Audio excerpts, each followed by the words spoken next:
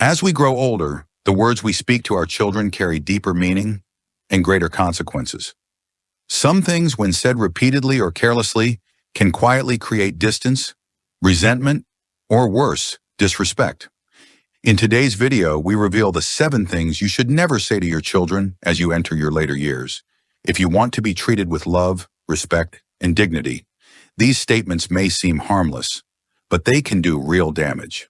Let's begin. Section 1. I sacrificed everything for you. It's a phrase whispered in quiet frustration or sometimes shouted in pain. A sentence that carries the weight of 1,000 sleepless nights, missed opportunities, and silent tears. And yeah, it's true. You gave your youth, your energy, your dreams. You stayed up late when they were sick. You skipped meals so they wouldn't go without. You worked jobs you hated so they could have a future. These are the invisible threads of love that only a parent can weave. No one can take that away from you. But here's the truth. When those words are spoken again and again, they stop sounding like love. They start to sound like a bill being handed to a child who never asked for it.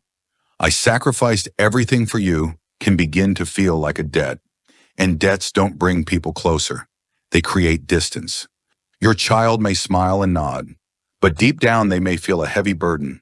Not love, not connection, just pressure. The pressure to be enough, to succeed, to make your pain worth it. But love isn't about being paid back. True sacrifice doesn't keep score. So what if, instead of reminding them of what you gave up, you reminded them of what you're proud of? What if you said, I loved every moment, even the hard ones. I'm so proud of the person you're becoming. You owe me nothing. Your happiness is enough. Because when children feel safe from emotional debt, they open up. They come closer. They trust. And they feel free to love you back, not because they have to, but because they want to. You don't need to tell them how much you gave. They already feel it. When you hug them a little longer, when you listen without judgment, when your presence says, I'm here, always.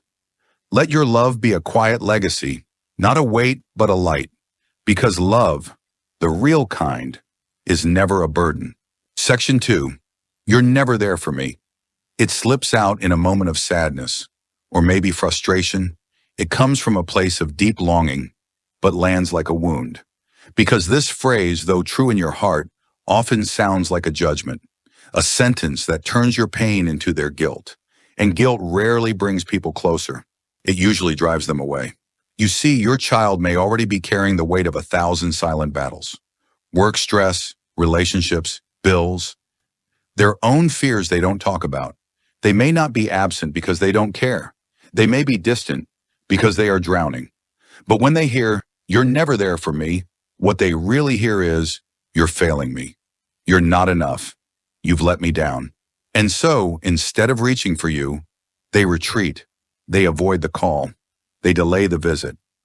Not because they love you less, but because they're afraid of disappointing you again. So what if you tried something softer?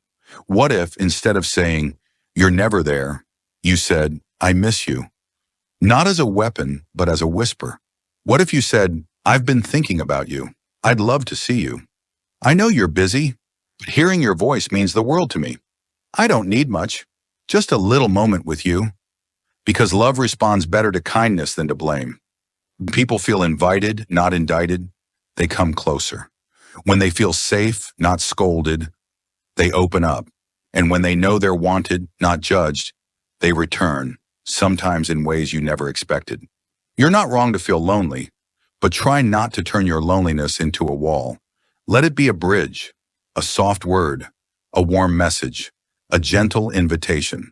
Say what you feel, but say it with love. Because sometimes a simple I miss you is more powerful than you've let me down. And love, true love, always finds a way back. Section 3. You've changed. It sounds simple, but those 2 words can cut deeper than we realize. Because often, it doesn't sound like an observation. It sounds like a disappointment, a quiet accusation hidden inside a sigh. But the truth is, of course they've changed. Life does that to people. Time, experiences, struggles, they shape us, stretch us, sometimes even harden us for a while. And whether it's your child, your friend, or your partner, they were never meant to stay exactly the same. Just like you've changed. You're not the same person you were 10, 20, 40 years ago. You've grown, you've lost, you've learned things the hard way, and so have they. But when someone hears you've changed, what they often feel is, I like the old you better. I don't fully accept who you are now. And that creates a distance, a wall, an emotional hesitation, a feeling that says, maybe I can't be myself around you anymore. But what if, instead of pointing out how they've changed, you got curious about why? What if you asked, what's been on your heart lately? What's been hard for you? I've noticed you've grown in ways I don't fully understand. Help me see your world. That one shift from judgment to curiosity can transform everything. You don't have to agree with every choice they've made. You don't have to understand every path they've taken. But when you choose to accept them, not as who they were, but as who they are now, you create space for connection. Because we all change. But what we long for is to be loved through it. When someone feels truly accepted, they come back. They speak more freely. They soften. And the wall becomes a doorway. So the next time you're tempted to say, you've changed, try this instead. I'm here for you, no matter who you're becoming. Because love that lasts is love that evolves. Section 4. When I'm gone, you'll regret it. It's a phrase filled with pain, spoken when you feel unseen, unheard, unappreciated. And maybe in your heart, you're just longing for closeness, for someone to notice that you're still here, still loving, still waiting. But those words, they don't pull people closer.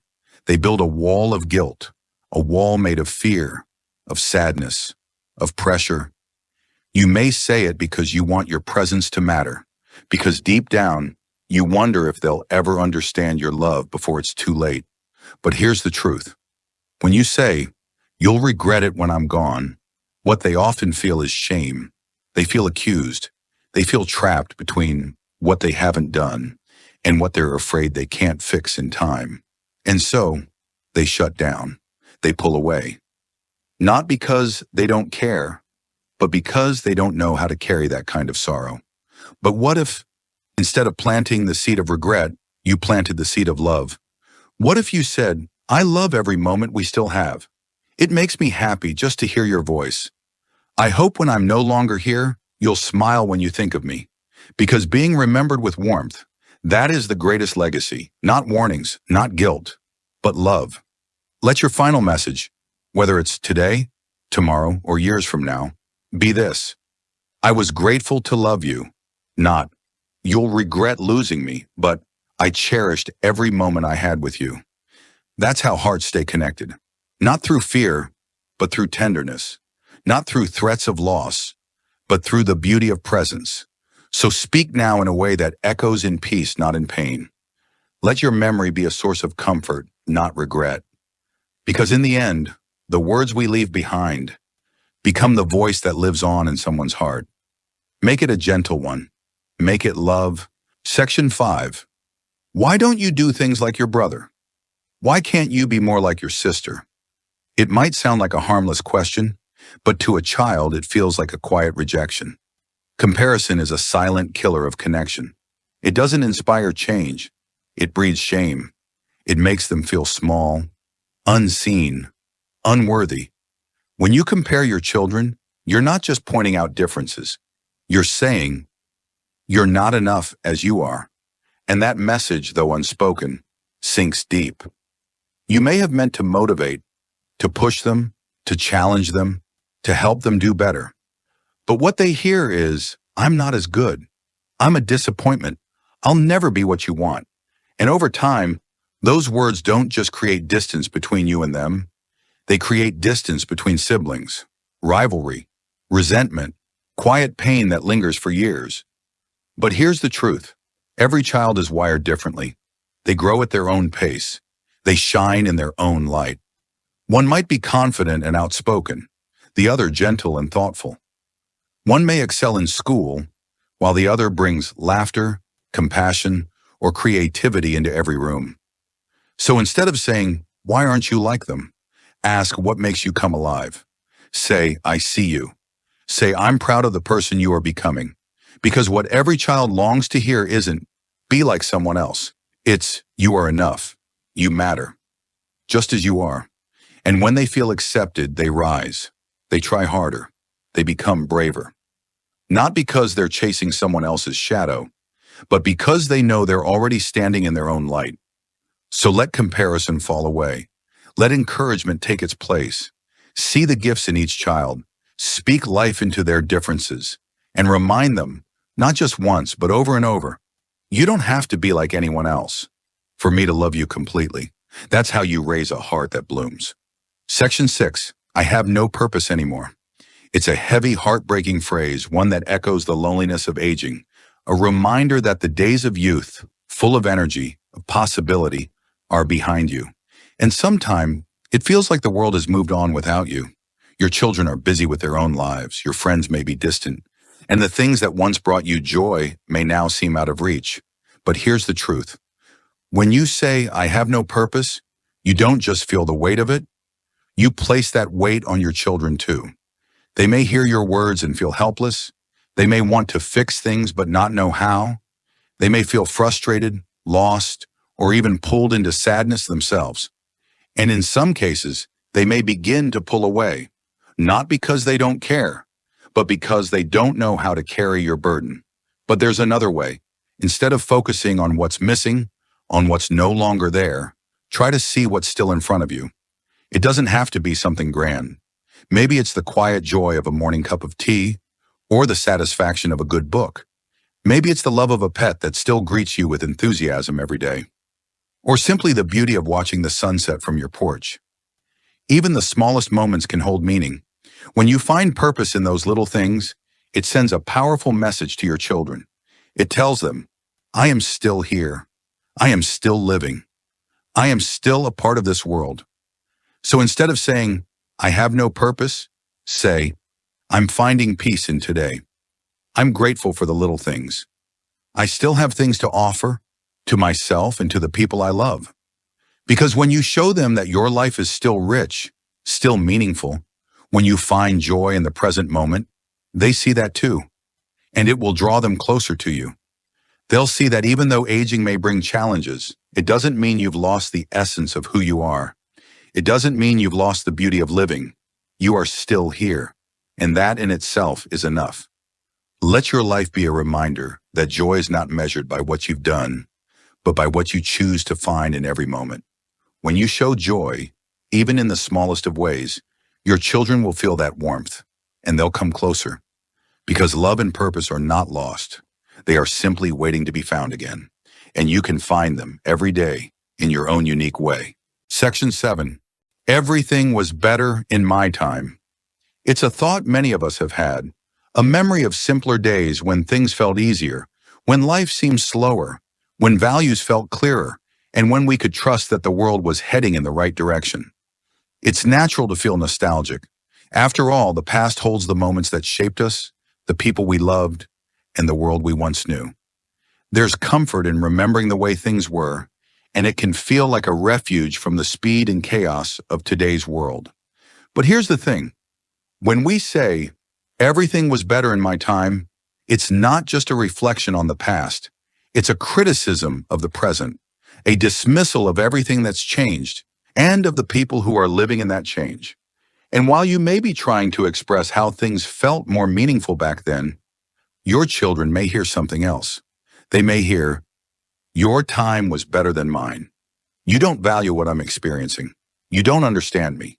When you constantly criticize the present, it can create a distance, a wall between generations, a feeling that the world they live in isn't enough, or worse, isn't worthy of respect.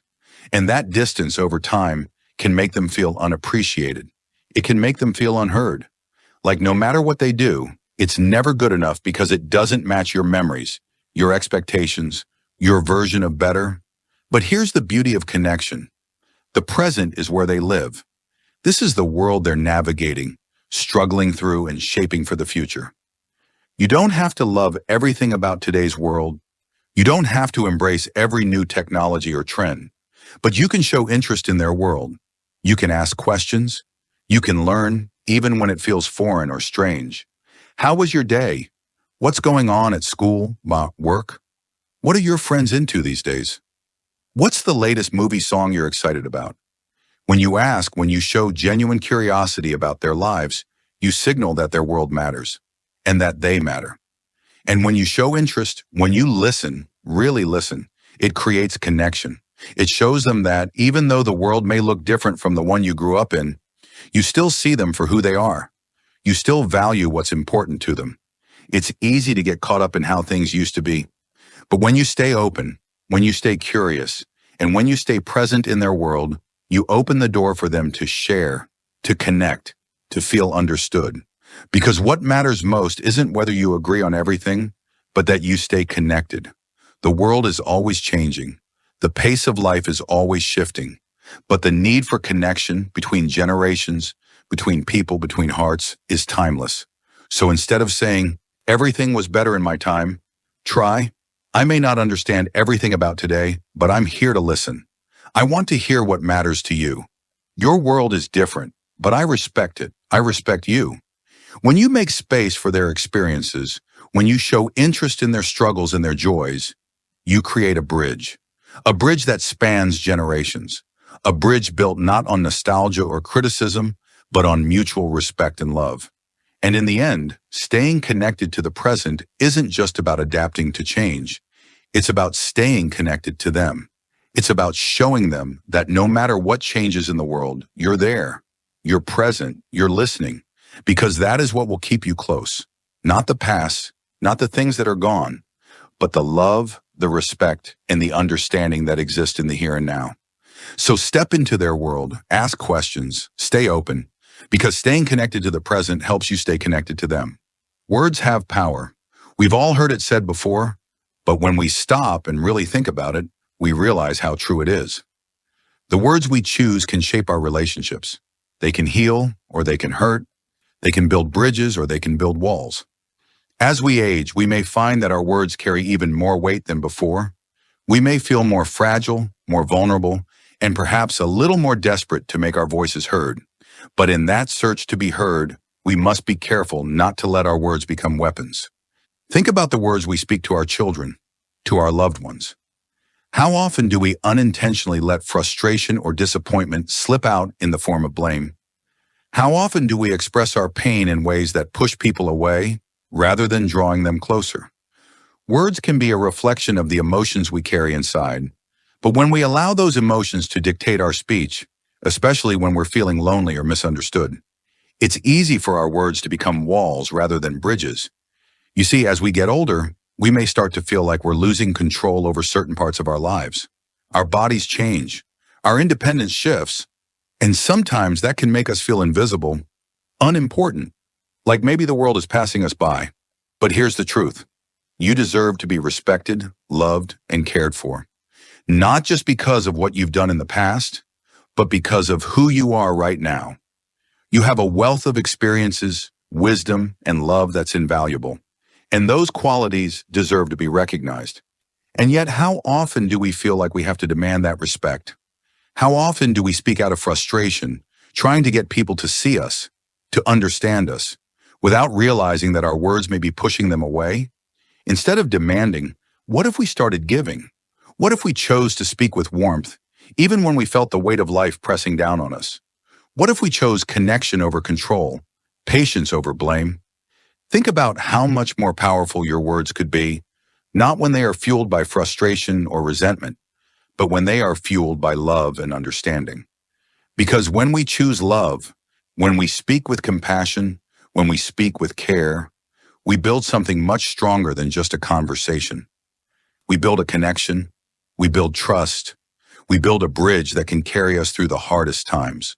In those moments when we feel like everything is slipping away, when we feel like we have nothing left to give, let's remember that the most important thing we can offer is our presence, our ability to listen, our willingness to speak with kindness. And here's what's incredible. When we start to speak with warmth, our children, our loved ones, they begin to hear us differently. They begin to see us differently. It's not just about what we say, it's about how we say it. It's about the energy we bring into every conversation. It's about how we choose to show up, not just physically, but emotionally with an open heart and an open mind. Because in the end, what our children will remember most, it won't be what we demanded. It won't be the things we tried to control. It will be the moments when we gave with love, the times when we spoke with care, the moments when we simply were there, present, loving, accepting. So as we age, let's choose our words wisely. Let's let go of blame and bitterness. Let's speak with the intention to connect, to heal, to love. And in doing so, let's build bridges that will carry us and our loved ones through every season of life. Because at the end of the day, it's not about what we have left to control, it's about what we still have to give. This is Ageless.